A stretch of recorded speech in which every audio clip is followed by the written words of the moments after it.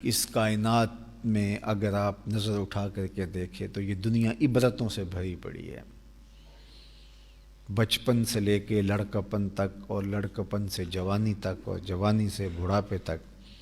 آپ جس منزل میں بھی ہیں دیکھیں کتنے لوگ تھے کہ جو ایک زمانے میں تو صالحیت کے معیار پہ پورا اترتے تھے، لیکن بعد میں گمراہی کے گڑھے میں جا گرے۔ اس لیے ہمیشہ ڈر لگا رہے، اللہ سے ہمیشہ توفیق مانگے۔ اہل ایمان کی ایک دعا قرآن میں مذکور ہے جو اہل ایمان مانگتے ہیں، اور وہ کیا ہے؟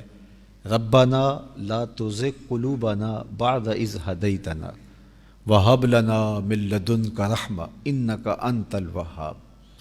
اے اللہ میرے دل کو سیدھا کر دینے کے بعد دوبارہ ٹیڑھا نہ کرنا۔ ربنا لا تزغ قلوبنا، اے اللہ ہمارے دلوں کو ٹیڑھا نہ کرنا، بعد اذ ہدیتنا، اس کے بعد کہ تو ہمارے دلوں کو ہدایت نصیب فرما چکے، ہمیں ہدایت کے اجالوں سے مالا مال کر چکے، دوبارہ گمراہی میں نہ لے جانا۔ وَهَبْ لَنَا مِن لَدُنْكَ رَحْمَةً، ہمیں اپنی جناب سے یوں ہی رحمتیں نصیب فرما دے۔ اِنَّكَ أَنْتَ الْوَهَّابُ، تیری شان ہے کہ تو وہاب ہے۔ ہماری محنتوں کا ثمر نہیں ہے کہ ہم کوئی محنتیں کریں اور اس کے نتیجے میں تو ہمیں عطا کرے۔ مالک تو وہاب ہے، ایسے ہی عطا کر دے۔ تو اپنے عمل پہ کبھی بھی غرور نہیں ہونا چاہیے۔ جن لوگوں نے عمل پہ غرور کیا وہ برباد ہو گئے۔ اس کے فضل سے، اس کے کرم سے ہی زندگی کو جمال اور خوبصورتیاں ملتی ہیں، اور ہمیشہ اس سے توفیق فضل مانگو، اس سے فضل و رحمت کے ملتجی بن کے زندگی گزارو۔ اپنے کسی بھی عمل پہ کبھی بھی غرور نہ کرنا، کبھی بھی مان نہ کرنا کہ میں نے یہ کیا ہے۔ میں اور آپ اگر کوئی اچھا عمل کرتے بھی ہیں تو وہ بھی اللہ کی دی ہوئی توفیق سے اور اس کی دی ہوئی ہمت سے۔ میری توفیق بھی تیرے کرم کا صدقہ، یہ قدم اٹھتے نہیں اٹھائے جاتے ہیں۔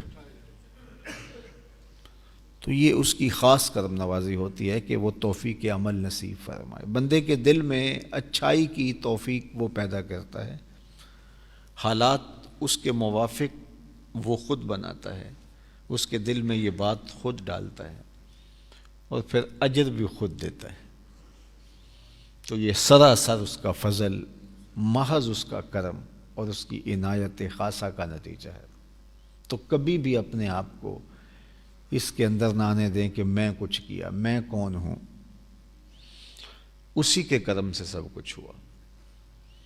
تکبر، رعونت، غرور، خودی، یہ وہ چیزیں ہیں کہ جو محروم کر دیتی ہیں۔ یہ ساری چیزیں بے ادبی کے زمرے میں آتی ہیں، اور بارگاہ ذات کا ادب ہی سب کچھ ہے۔ ادب ہی پورا دین ہے، اور ادب ہی سکھایا گیا ہے۔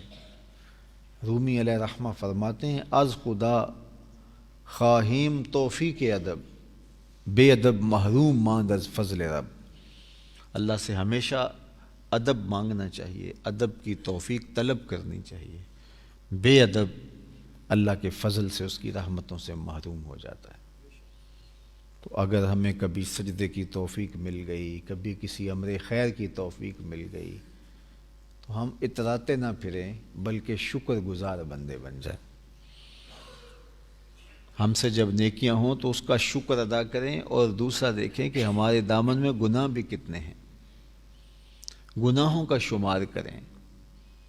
نیکیاں تو جو ہوئیں وہ تو ہمیں حکم دیا گیا ہے نیکی کا دریا میں ڈال، جو ایک تمثیل بنی ہے وہ اسی لیے بنی ہے کہ ہم اپنی نیکیوں کو شمار نہ کریں، اپنے گناہوں کو دیکھیں، ان گناہوں سے کوئی چھٹکارے کا راستہ نکالیں، اس سے توبہ کریں، اس سے رجوع کریں۔ حضرت عبداللہ ابن مسعود رضی اللہ تعالیٰ عنہ فرماتے ہیں کہ مومن جب گناہ کر بیٹھتا ہے تو وہ یوں محسوس کرتا ہے جس طرح پہاڑ تلے آ گیا ہے، اور یہ پہاڑ اس کے اوپر کہیں گر نہ جائے۔ اس طرح اسے گناہوں کی فکر لگی رہتی ہے، اور وہ توبہ اور رجوع الی اللہ کے ذریعے سے ان گناہوں کی تلافی کرتا ہے۔ اور منافق کی مثال بیان کی گئی کہ وہ گناہ کرتا ہے تو یوں سمجھتا ہے جیسے بدن پہ کوئی مکھی بیٹھی تھی، ہلکے اشارے سے اڑا دیا، اس کو کوئی خاص فیل ہی نہیں ہوتا۔ سویر سے لے کر شام تک اور شام سے لے کر سویر تک میری اور آپ کی جو زندگی گزرتی ہے اس میں اچھائیاں بھی ہوتی ہیں، ہم سے گناہ بھی سرزد ہو جاتے ہیں۔ یہ ضرور محاسبہ کرو، اس چیز کا موازنہ کرو کہ ہم سے سویر سے لے کر شام تک اور شام سے لے کر سویر تک جو گناہ ہوتے ہیں اس کے بعد ہماری کیفیت قلب کیا ہے۔ صحیح بخاری میں، صحیح مسلم میں حضرت عبداللہ ابن مسعود رضی اللہ تعالیٰ عنہ سے مروی جو کلمات میں نے آپ کے سامنے رکھے ہیں، ان میں اہل ایمان کی یہ علامت بتائی گئی ہے کہ وہ یوں محسوس کرتا ہے کہ میں پہاڑ تلے ہوں اور یہ میرے اوپر کہیں گر نہ پڑے اور مجھے کچل نہ ڈالے۔ اس کا ایک بوجھ محسوس کرتا ہے، گناہوں کا ایک ثقل محسوس کرتا ہے، اس کے ضمیر پر ایک وزن ہوتا ہے کہ مجھ سے گناہ سرزد ہو گئے، تو وہ پھر توبہ کرتا رہتا ہے۔ جب توبہ کرتا ہے تو توبہ کے ذریعے سے اس کا ضمیر اس بوجھ کو ہلکا محسوس کرتا ہے، اس کا بوجھ اتر جاتا ہے اور اس کے ضمیر میں اطمینان آتا ہے کہ میرے اللہ نے مجھے معاف۔ اتنے آنسو بہتے ہیں، اس قدر وہ روتا ہے، اس قدر وہ ملتجی ہوتا ہے اللہ کی رحمتوں کا کہ وہ محسوس کرنے لگ جاتا ہے کہ میرے رب نے، میرے مالک نے مجھے معاف کر دیا۔ نہیں تو شدت کے ساتھ ان گناہوں کا بوجھ محسوس کرتا ہے اور ایسے جیسے پہاڑ میرے اوپر ہے اور مجھے کچل ڈالے گا۔ وہ لمحہ لمحہ سوچتا ہے کہ اگر میری موت آ گئی تو میں کس کھاتے میں ہوں گا، میرے اوپر تو اتنے گناہ ہیں۔ تو میں اور آپ اپنا محاسبہ ضرور کیجئے گا، ضرور کریں ہم اپنا محاسبہ کہ ہم دیکھیں کہ ہم کھڑے کہاں ہیں۔